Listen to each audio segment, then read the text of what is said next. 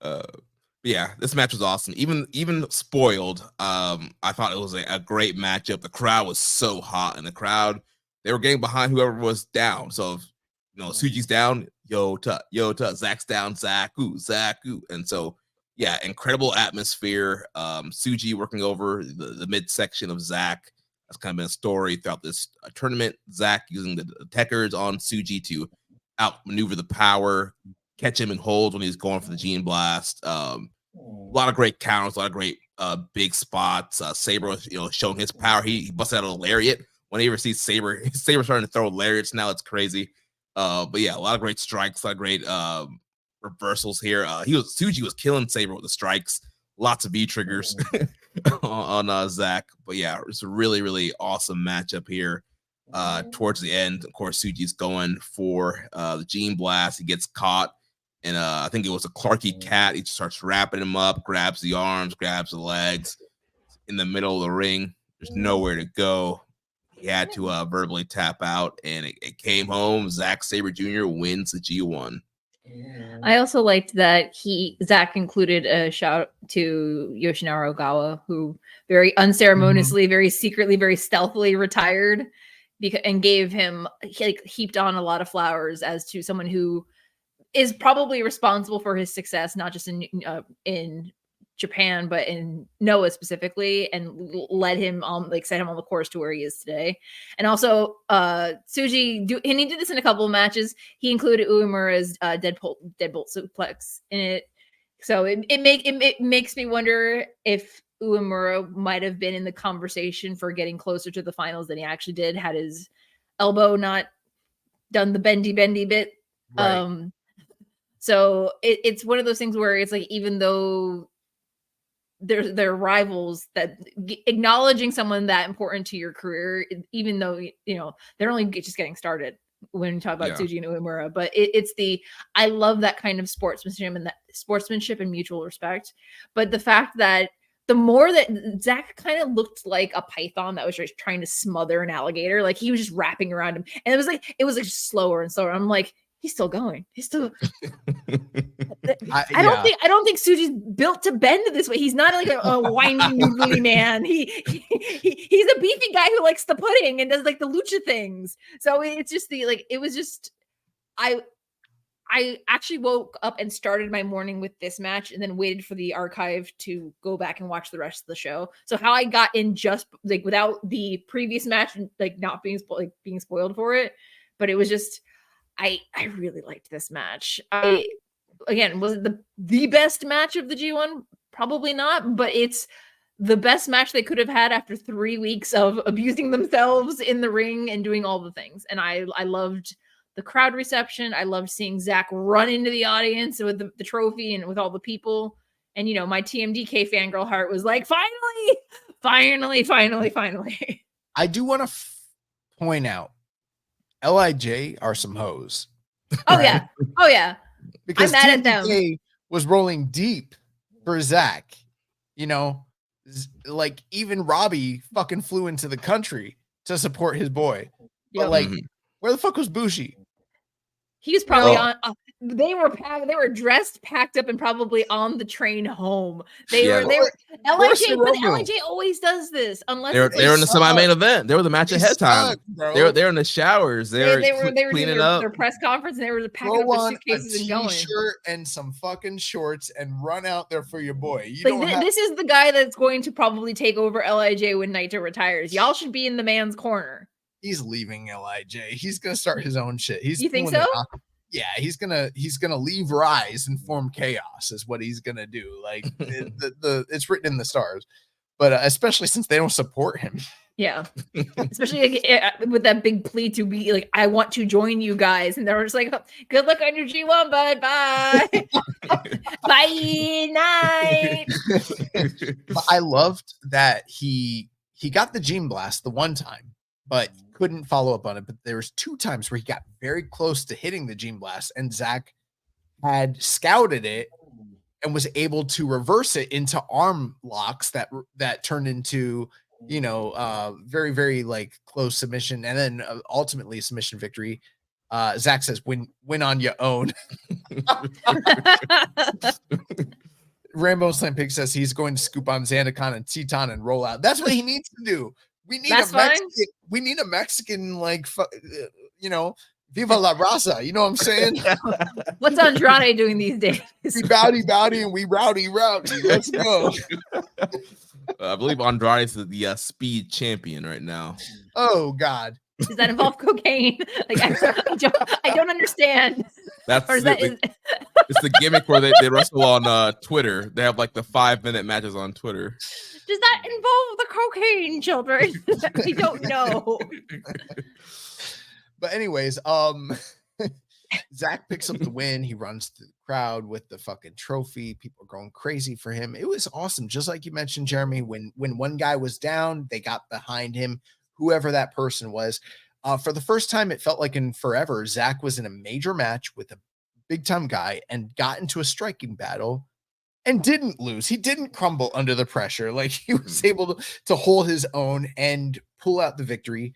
I've seen people that are very down on the idea that a Reiwa guy got to the final, didn't win, and lost to, a foreigner. And they're just like, fuck the new generation. But like, let's be real about this. Yeah, no. When was the last time since 2012 that any young generation guys got into the finals of a G1 Climax? It's never happened under Gato. And then if you look even further and you go into like the full history of domestic stars that have finaled any tournament, any heavyweight tournament in New Japan history that didn't eventually win the tournament and win the IWGP or IWGP World title, it's never happened. The only common comparison you could probably point to for a young guy who got to a finals of a G1 Climax and then didn't fulfill their potential was like Hiroshi Hase in 1992. Like, the reality is the fact that they put Yota Tsuji in the finals this early into his career, he's gonna be a top guy. He's gonna win the world title. He's gonna headline Tokyo Domes. He's going to win the G1 Climax. This shit is happening. And if it didn't happen now, it's okay, because guess what? It's his first year back from excursion, baby. And you can complain about it, but the reality is he won the New Japan Cup. He finaled in the in the G1 Climax, and we're not that far off from him winning the world title. It's okay for Zack Sabre Jr. to be the second foreigner to have ever won this shit against a surging young lion returnee from excursion. It's okay. And the thing is, like, Zack's been wrestling for 20 years. Like, he's been wrestling 3 times as long as Tsuji has been. And he's done the time. He went through, yes, he didn't go through the Noge dojo. He went through the Noah dojo. He's been in Japan for almost 10 years. He's worked his way up, and he's taken a back seat to guys that have come in after him. He took a back seat to Ospreay. He took a back seat to Jay White. He's bid his time, but kept on going. So it's one of those things where it's honestly, I've been saying for the last 3 years, I wanted Zack to win the G1. It's long overdue. I think he just needed the right timing where he wasn't in a company that had Jay White, Will Ospreay, Kazuchika Okada. There was too much of a bottleneck at the top of the company where he could not get in.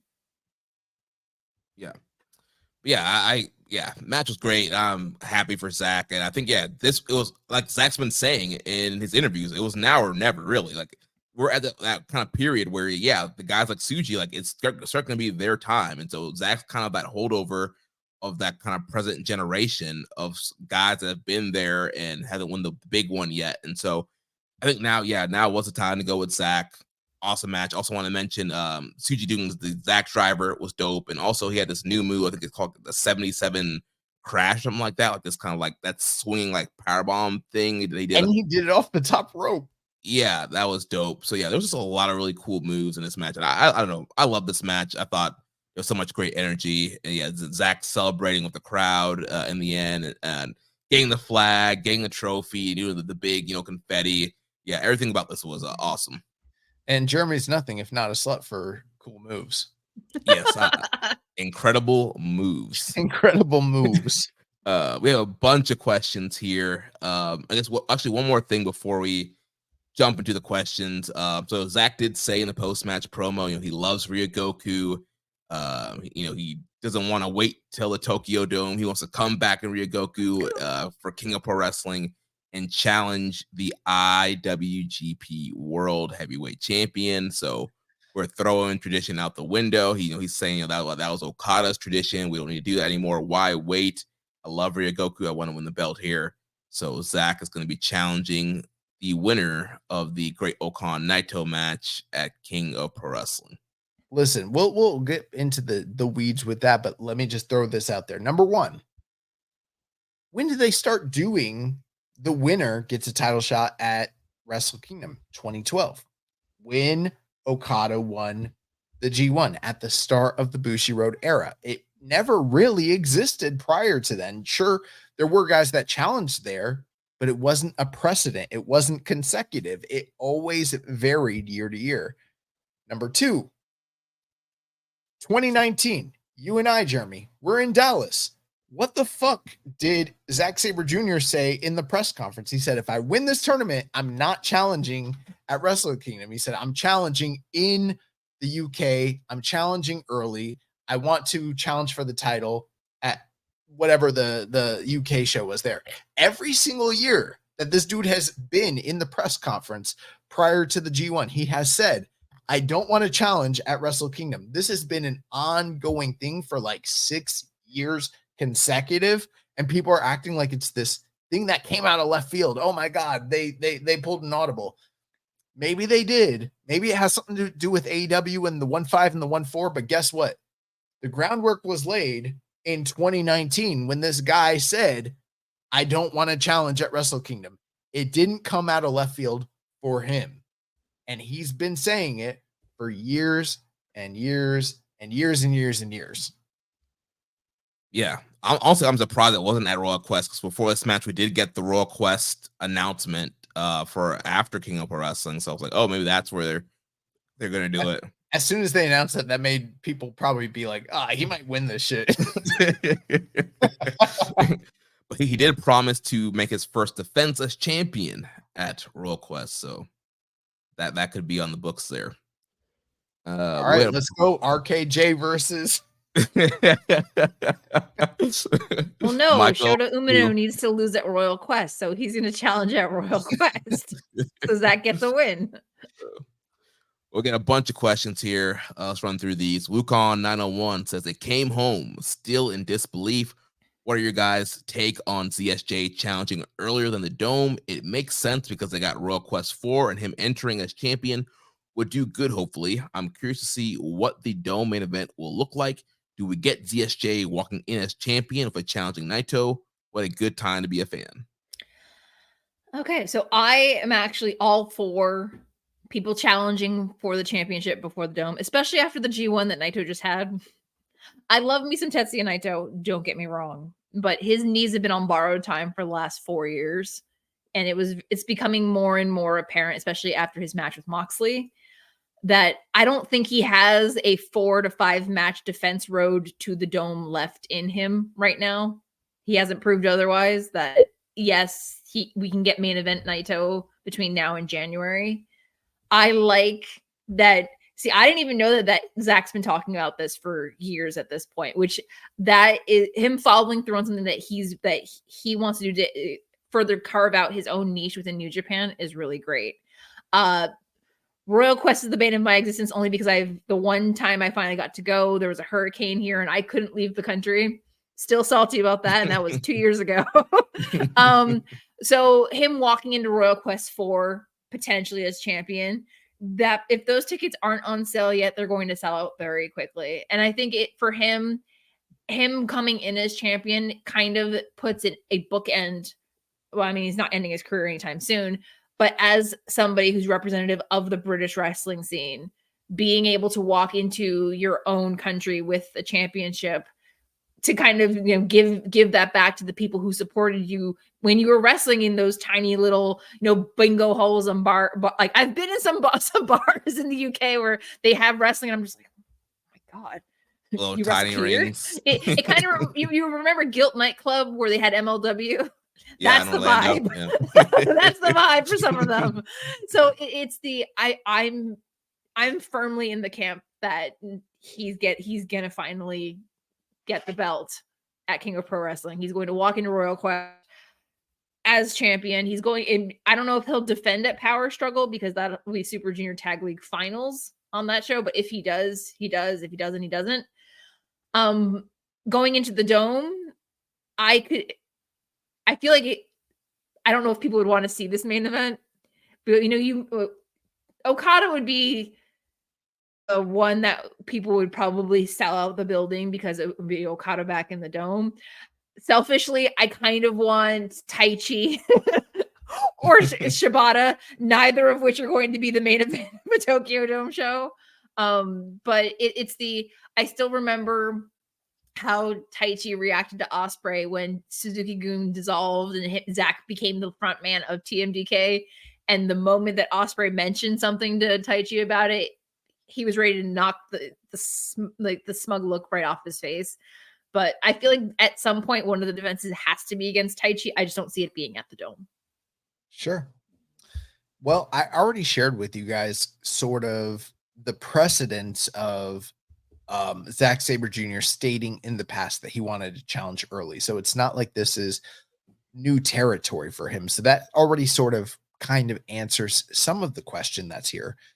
But, you kind of have to think about a couple different things and what I'm taking into consideration for what's going to happen moving forward when it comes to the Naito Zack Sabre Jr. conundrum and kind of prolonged booking the Wrestle Kingdom situation. There is an interesting factoid that I don't know if you guys have thought about. It's something that I thought about this week and I've really been thinking heavily about. In the long history of New Japan Pro Wrestling, and this goes beyond the Gato period just to all history, they have only ever done 3 main events in the Tokyo Dome that involved 2 guys that had never headlined prior to that. In the long history of New Japan's booking, they have always put a proven draw and proven headliner from the previous past against a unproven challenger, whether that's Okada taking on Kenny Omega for the first time, whether that's Naito headlining with Okada, whether that's Okada headlining with Tanahashi with Nakamura, and the list goes on and on. They always have somebody who has been to the dance before wrestle with somebody who's never been there, and then in the future, that person who's been there before is now established and can headline with somebody else. They don't do unproven challengers. The last time they ever did 2 guys who have never been there together before was 1995, and it was Kijimuto and Nobuhiko Takada. And they were the 2 biggest stars in the fucking world at the time and did one of the biggest gates in the history of Japanese wrestling and wrestling in general. Since then, they don't do that. With that being said, I think Zack Sabre Jr. is winning this title. I think it would be a waste of him having won the cup to win the G1 and then to go, to challenge Naito early and not win. Now, of course, they could do a return match down the road, and sure, that's fine. They could do it the other way. They could have Zack win and then Naito challenge him down the road. But then at that point, you're having Naito challenge 2 white dudes for a title that he was upset for in the same year. It's just more of the same. It's kind of uninspired booking at that point in time. If hypothetically Zack is going to headline the Dome, it's going to be against a headliner that has headlined the Dome before, and it's going to be a domestic star. There's no way they're putting him in there with a foreigner that's headlined before. So that means we're not getting him and Kenny. We're not getting him and Ospreay. We're not getting him and Jay White. And then when you look at the guys that have headlined the Dome in the past, most of them are Nakamura's working for WWE, Kojima, Nagata, Suzuki, Fujita. They're all too old. Tanahashi's broken down. Ibushi's broken down. You really only have 3 options. You got Shingo, who's probably not a big enough draw to headline the Dome against Zack Sabre Jr., unless when you're comparing him against the other options. You got Naito, but it's not the most inspired booking, and I'm starting to feel like we're gonna lead to a Shingo versus Hiromu match that really just leaves Kazuchika Okada. And I upset a lot of people online when I said that Zach said Brock. Absolutely not. It would take, in order for him to wrestle a foreigner that was non-domestic in the main event, it would take a Brock Lesnar, a John Cena, or a Dwayne Johnson. Those are like the only guys that he could headline against. I'm trying to picture Zack Sabre Jr. versus with John Cena. The math's not mathing right now. I upset a lot of people this week when I said that I think that we're gonna get Okada versus Zack Sabre Jr. I think Zack Sabre Jr. is gonna win the title. I think he's gonna head into the UK with the title. I think he might even defend it against Taichi before we get to the Dome. And then he's gonna head into the Dome, and we're gonna get him and Okada. How do we set up that match? The same way we've set up every single Westerner versus New Japan Star match. He's going to send in a video package the same way Kenny Omega did, the same way Chris Jericho did, and then we'll be off to the races. What does that probably mean? It might mean Okada loses the C2, he drops his little title, and he comes to the Dome, and guess what? At the end of the day, Okada's Okada. He doesn't need to win. He can do business with Zach. He's lost to Zach before. Yep. And we're not going to have Okada walking out and taking the belt back to AEW. I really doubt that heavily. Of course, it could happen, but like, given precedent, it would be unprecedented for Zack Sabre Jr. to walk into the Dome and to wrestle anyone other than another Dome headliner. Yeah. It hasn't happened in almost 30 years. And the only time they ever did it, they've only done it 3 times. They did it Inoki versus Shota Chochitili or whatever that guy's name was in the inaugural Dome match in 1989. The second time was Ric Flair versus Fujinami, the 2 greatest workers and 2 of the biggest draws from the 80s on their respective continents in a dream match. And then they did it in 1995 when Nobuhiko Takada was the biggest star in the world versus Muto, the other biggest star from New Japan, in the biggest crossover match you could have possibly done at the time. And since then, they've never done that. Every time they've done a Dome match, it's been an up-and-comer versus another established guy, going back for generations and generations. They're not. Now, of course, maybe Zach loses, and maybe this whole G1 was for naught, and maybe, but what are we going to do with Naito? Who's Naito's guy that he's going to wrestle? Hiromu? If in fact, yeah, like maybe we're going to establish Hiromu. Now, I will throw one other caveat before I throw it over to Jeremy. We don't know what 1-4 and 1-5 look like. There's going to be AEW involvement. Anyone who thinks that the AEW guys are going to be relegated to strictly 1-5 and not 1-4 are brain dead, because there's no way you bring over top stars from AEW and not use them on 1-4 if you have access to them, because that would be stupid business. If you have a Will Ospreay or a Bryan Danielson or whoever that might be, you got to use them on both shows. It would be idiotic to not do that. You're not going to sell as many tickets if you don't do that. With that being said, there is the possibility that they treat Zack Sabre Jr. as IWGP champion like CM Punk in 2012.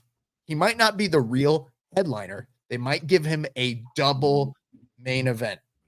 And if that happens, I could see a scenario where Naito and Hiromu headline the Dome for the Never title, and that would open up the scenario for, at that point, Zack Sabre Jr. might not really be the real headliner. He might defend the IWGP title against another Westerner, like a Ospreay, like a Kenny Omega, something like that. And that could be the Westerner, just like Wrestle Kingdom 12 when it was Jericho and Omega. Those are my thoughts. I'm throwing them out there, but if I'm projecting things this early and I'm calling it, I think that there's a lot of money, given their history, given everything involved. I think you could do Okada versus Zack Sabre Jr. And Tony Khan has shown the ability to send over top stars for the big show to allow them to job one time in a meaningful way if it's done sparingly. And I think that they could do that with Okada, especially since Okada, bro, they're doing Wembley next week and he doesn't even have a singles match. How protected do they need to keep the guy anyways?